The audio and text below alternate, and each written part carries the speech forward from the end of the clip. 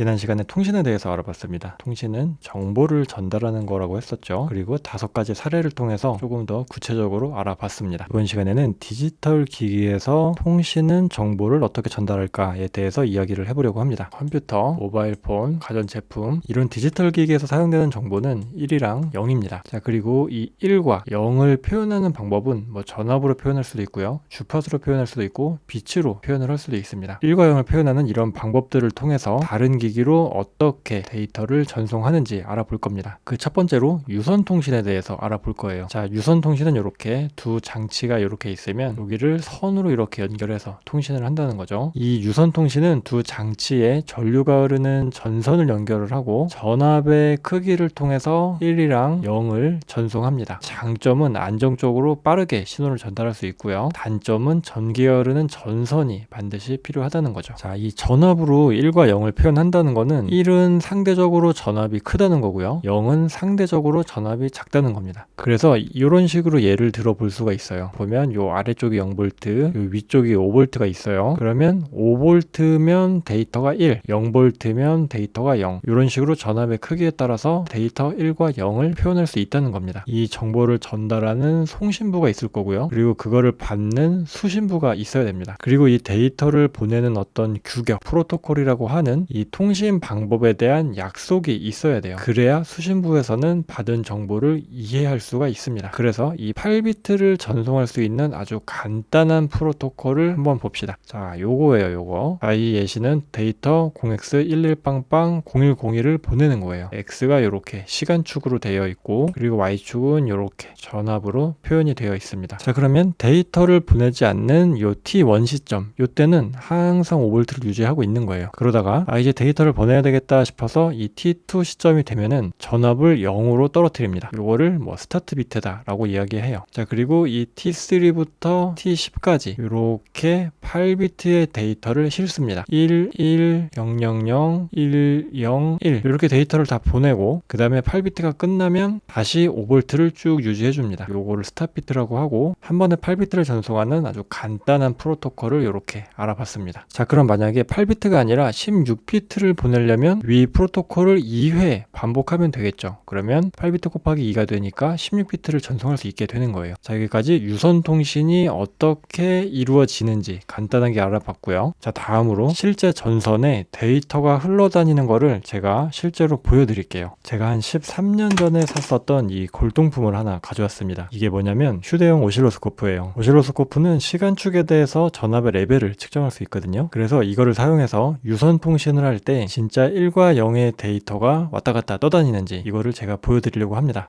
화면에 보이는 저 초록색 기판이 라즈베리파이입니다. 라즈베리파이에는 USB 포트가 몇 개 있는데요. 저 USB 포트에 무선 마우스 동글을 꽂아가지고 USB 통신하는 거를 오실로스코프로 찍어볼게요. 먼저 보통 마이너스 극이라고 하는 이제 그라운드를 찍어놓고, 그 다음에 플러스 극도 찍을게요. 그러니까 이 마이너스와 이 플러스 극 전압의 차이가 이제 신호인 거죠. 그래서 데이터가 1인 경우에는 상대적으로 전압이 높게 뜨는 거고, 데이터가 0인 경우에는 전압이 0V가 되는 겁니다. 자, 이렇게 찍었더니 전선에 데이터 1과 0이 전송되는 게 화면에 보입니다. USB 통신은 3.3V 정도가 데이터 1이고 0V가 데이터 0이거든요. 화면에 보이는 것처럼 시간에 따라서 데이터가 계속 변화하는 거를 보이고 있습니다. 자, 유선 통신은 이런 식으로 통신합니다. 다음 시간에는 조금 더 고차원적인 무선 통신에 대해서 알아봅시다.